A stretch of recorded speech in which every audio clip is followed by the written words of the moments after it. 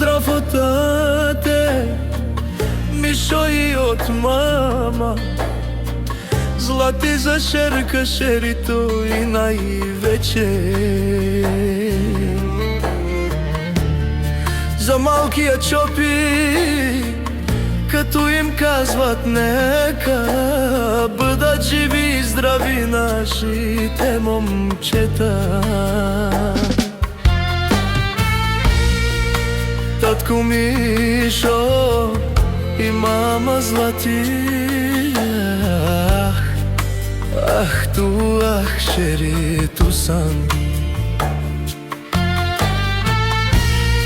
Мойло чопи ми дейша, ах оф, ах шеркаем чопи.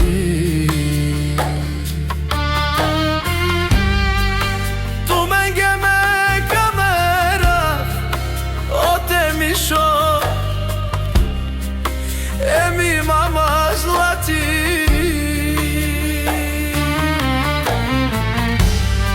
модер ти си буд бато, кај сином ме коркоро, само ме чаве о шерка,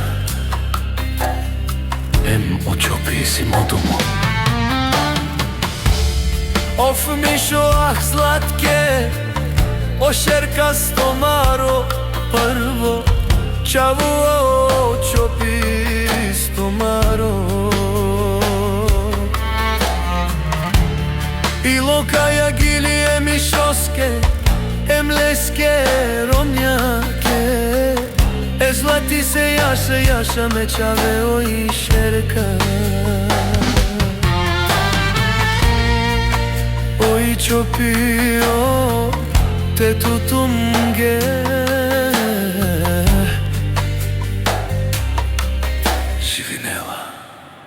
а и мама сладка ме. Оф шерка, ах чопи, ту ме чаве.